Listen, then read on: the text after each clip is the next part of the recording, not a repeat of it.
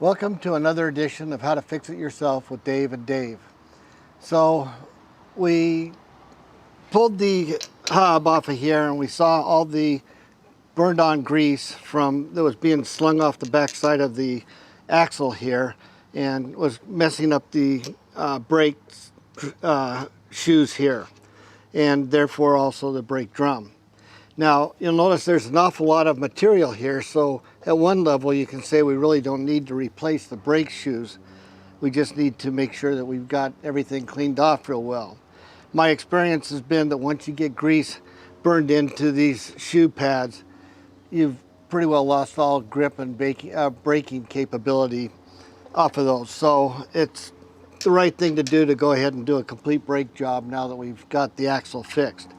So we did have to send it in. The axle on the Pathfinders is a fairly complex system.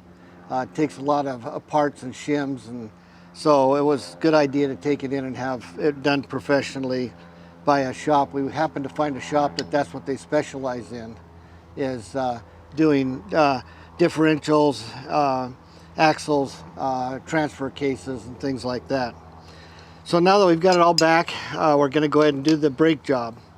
Now, a lot of cars no longer use drum brakes, and so you may not be familiar with drum brakes. So let me kind of give you just a quick little tour of a drum brake. This is the piston that expands when you press on the brake. The hydraulic fluid comes in here, pushes out on these two, which expand the brake, and that's how the brake works. The springs are to pull the brake shoes back in so that you're not dragging all the time when you're after you let off the brake. The little springs here just are holding the brake shoes on. There's not a whole lot holding them on. That's pretty well it. There's a spring down here at the bottom that holds the bottom side together and pulls that together. Now it's not complicated, but it's not real obvious to a number of people what is going on here. And we'll get into this as we go on.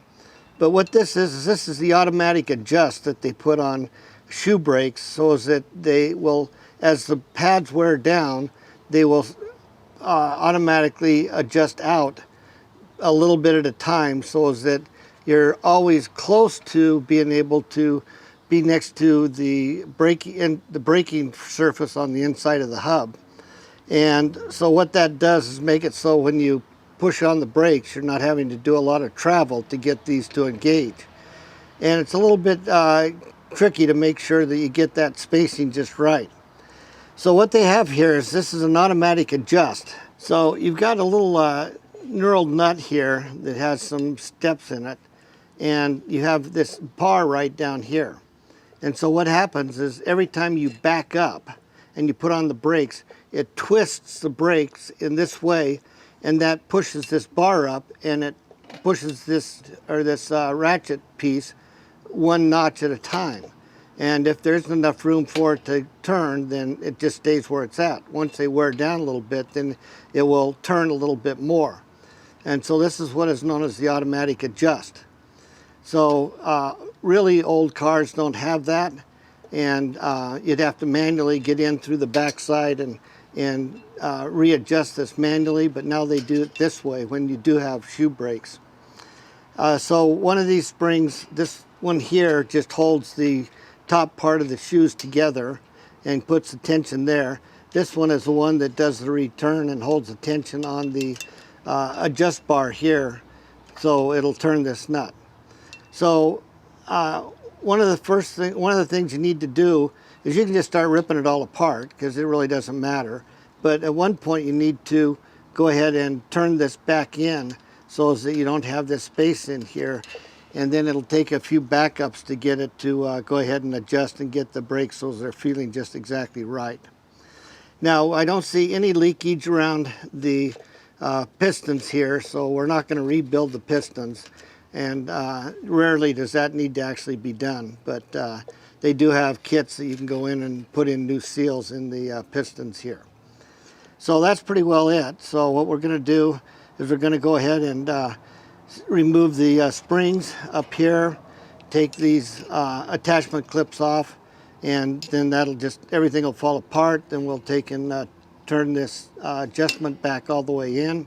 So one thing that we might have to do, or that I always do, but I usually do it after I get the new pads all in, is you might have to just take and get a little bit of muscle, which not with your thumbs, you're gonna have to use your whole palm, and push in and push the pistons back together again. Now that will push brake fluid all the way back through the brake line into the engine compartment. So you want to make sure when you do that that you have plenty of fluid in the reservoir, but not too much because you might overflow the reservoir. All right, so the only tools you really need in order to do this job is a set of channel locks. I've got two different sizes here. It depends on how tight those springs are as to which one I'll use. But you'll need to grab these springs pretty tightly to get them off of there. They're fairly good static springs. I do know people who will pop these guys loose here and just fold the whole thing out and just let the springs go. I tend to try and take the springs off myself. Then the only other tool you'll need, and you don't absolutely have to have it, but it works real well, is this tool here, which fits on top of there and helps you take these springs off. And so, come on. There we go. All right, so now that we've kind of wiggled everything loose and gotten the springs pretty well off, even though they didn't come off with the channel locks, you know, you can just kind of pry them loose and bring them off. Be sure you hang on to pieces like this. That'll come in very valuable when you put it back together again. The spreader bar that adjusts this goes in this way, and you can see how it turns in and out, you know, for adjusting the spread on the pads. So when you put the new pads in, you pull this all the way in. These are going to be a little too far out, and that's where I was saying that, you know, I usually use the pads to pull that in. Some people will take and put pliers or something on it, try and squeeze it in here. I find that to be less effective because you might overdo it, and then you've got a mess on your hands. So that's the spreader bar. And then this attachment here, let me get rid of this spring here. So this attachment here is your emergency brake or your hand brake. And that also goes up in here right next to that spreader bar as well. And so this part, you can see it has a lock pin on the back side. And so we'll need to take a screwdriver and pry that off. And then that'll go on to the new ones when we put the new ones on. So that's basically the layout. So it's not terribly complicated. It just seems to be complicated because of all the springs and little bits and pieces that are there. All right, so I'm going to go ahead and pop that off, and then we'll assemble the new ones. I guess, by the way, while we've got it here, you can see what I'm talking about the grease burning into the shoe, and that prevents the shoe from actually grabbing. And so this part is just basically a grease surface running on the metal, so it's never going to really grab. So if you get any grab at all, it's going to be over here, but this isn't going to wear down, so pretty soon this area isn't going to be effective either. So yeah, it just really pays at this stage to always just go ahead and replace the shoes and just do the full brake job. So I now need to get the brake cable back together again, and you'll notice it seems to go together a whole lot easier than it came apart, and that's because this part has come loose, and this is going to be pulled and run clear back into there. And now you'll notice you've got good spring tension there, and that'll kind of hold that together again. So now we can take and hook these two pieces together and kind of get this up into place. You'll notice there's a support bar. Come on, hang on there. Yeah, there's a support bar back here to lock this spring underneath, if you can see that. All right, now that we've gotten the basic assembly together, in order to finish putting it together, different people will do different strategies.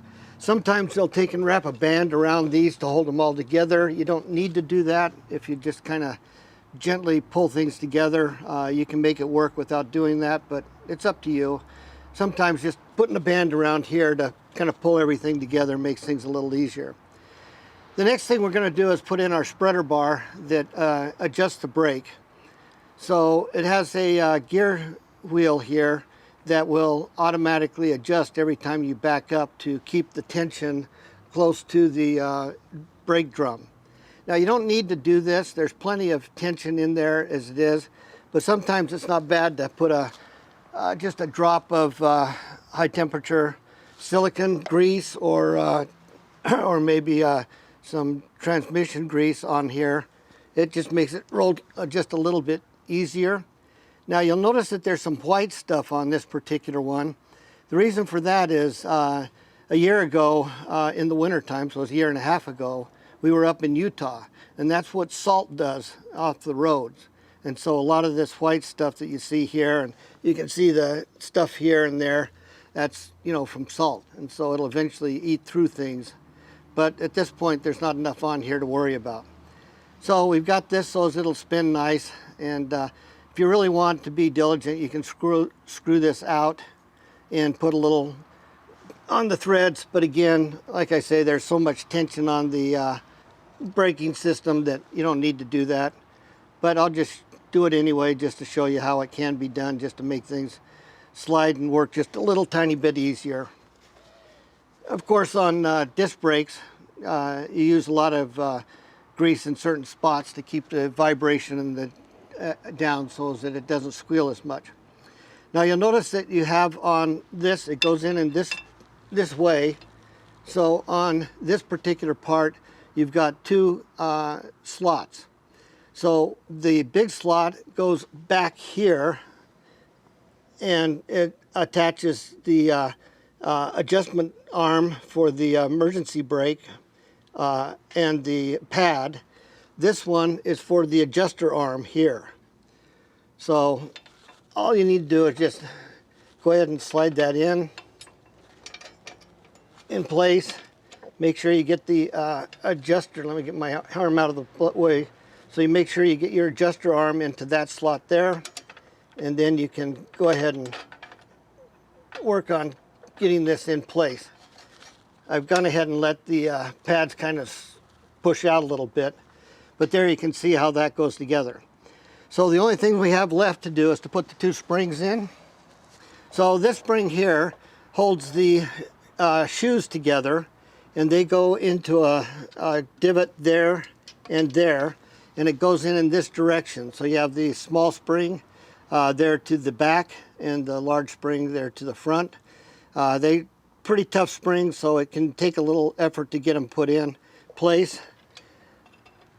I don't know that there's a good way, excuse me. I don't know that there's a good way or a bad way to get these in. Sometimes you just have to horse them, you know, just act like you're tougher than the spring to get it done.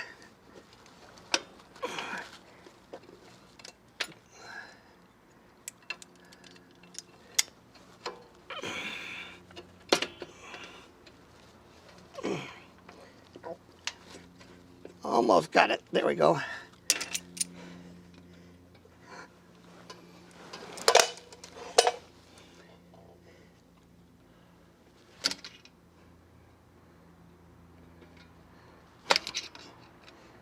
Oh, come on, get on there. There it goes.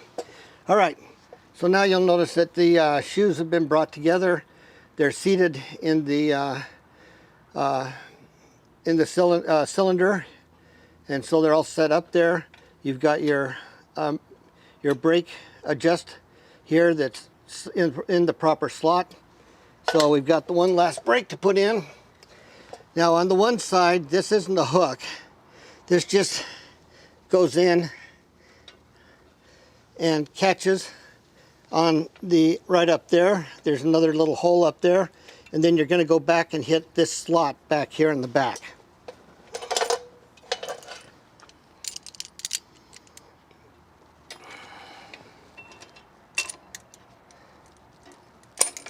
Come on.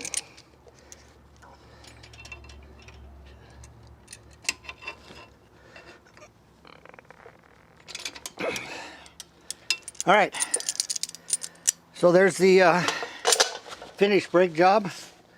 Make sure that you don't have any grease or anything on the pads. And now I'll just put the drum on and we'll be done with this side. All right, so they coat these things with a real light lubricant, and I don't know for sure what they use, but it's probably something that would burn off, but we don't want to take that chance. So we're going to go ahead and use brake parts cleaner, get a little bit on the, and you don't have to worry about the outside or anything, just the inside. Get kind of that on there and just kind of polish it up. Make sure we get it nice and clean. When you do these hubs, they can be machined a couple of times if you have problems and you get the pad worn into it. On most of them, you'll have a tolerance out here on there that tells you how much you can machine off and still have this be good. So that's something to just be aware of. If you go into a shop to buy one, take your old one and they'll measure it, and if it's good enough, they may just machine it, which will save you a lot of headache. All right, let's see. Oh, one other thing, if we do need to go in and adjust this here, this is what's called a brake spoon. You don't need to use it. You can use a screwdriver, but this is what it's made for. Is for going in and making those adjustments there. There it goes. All right, and there your brake job is complete. So put your tire on and go ahead and play with it. Back up a few times to get things to adjust in, and you should be good to go.